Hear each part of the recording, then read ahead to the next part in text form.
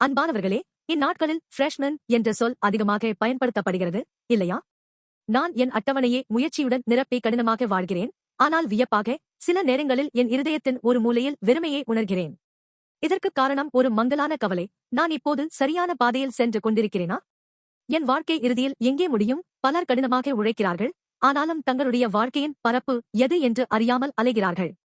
யோசுவா 15ஆம் அதிகாரத்தை பாருங்கள். அங்கு இடங்களின் பெயர்கள் மிக விரிவாக குறிப்பிடப்பட்டுள்ளன. கூகுள் மேப்ஸ் பார்த்தது போல. யூதா கோத்திரத்துக்கு அளிக்கப்பட்ட தேசத்தின் கிழக்கு, மேற்கு, வடக்கு, தெற்கு எல்லைகள் விரிவாக விளக்கப்பட்டுள்ளன. தேவன் ஏன் இவ்வளவு துல்லியமாக இந்த கோடுகளை இழுத்தார்? காரணம், மங்கலான ஆசீர்வாதங்கள் ஒரு மாயே, ஆனால் தெளிவான எல்லைகள் நிஜமாக மாறுகின்றன. யூதா புத்திரர்களின் குலங்களின்படி அவர்களுக்கு வந்த பங்கின் தெற்கு எல்லை ஏதோம் எல்லை வரை சென்றது. யோசுவா 15:1. இங்கு முக்கியமான சொல் எல்லை, எபிரேயில் ஜெபியுல், அதாவது ஒரு கோட்டால் அளவிடுதல். நாம் எல்லைகள் பற்றி சிந்திக்கும்போது அவற்றை கட்டுப்பாடுகளாக நினைப்போம். ஆனால் தேவன் நிர்ணயித்த இந்த ஜெபியுல் நம்மை சிறையில் அடைக்கும் சுவர் அல்ல, அது நம்மை பாதுகாக்கும் கவசமும் அடையாளமும் ஆகும். இந்த எல்லையின் மூலம் யூதா கோத்திரம் தங்களுக்கு பொறுப்பான நிலம் எது என்றும் தேவன் வாக்குத்தத்தம் செய்த பாதுகாப்பு பகுதி எவ்வளவு வரை என்றும் தெளிவாக அறிந்தது. அதேபோல் நம் வாழ்க்கையிலும் இது உண்மை. நமது முன்னுரிமைகள் மற்றும் நமது பணி எல்லைகளை தெளிவுபடுத்தும் போது மட்டுமே ஆற்றலை வீணாக்காமல் உண்மையான நிர்வாகத்தை தொடங்க முடியும். இந்த எல்லை இயேசு கிறிஸ்துவின் சிலுவையில் நிறைவேறுகிறது. சிலுவை என்பது தேவன் நம் வாழ்க்கையில் இழுக்கும் மிக தெளிவான எல்லை.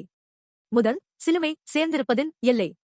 நாம் இனி உலக மதிப்புகளால் அசைக்கப்படுவதில்லை, தேவனுடைய பிள்ளைகளாக தெளிவான எல்லைகளுக்குள் பாதுகாப்பாக வாழ்கிறோம். இரண்டாவது, சிலுவை பொறுப்பின் எல்லை. இயேசுவின் உயிர்த்தெழுதல் மறுமை பற்றிய மங்கலான கனவு அல்ல, இன்றே வாழ வேண்டிய தெளிவான பணி ஒன்றை நமக்கு கொடுத்தது. இயேசு கிறிஸ்துவுக்குள் நாம் எவ்வளவு பொறுப்பு எங்களுடையது என்றும் எதை தேவனிடம் ஒப்படைக்க வேண்டும் என்றும் புரிந்து கொள்கிறோம்.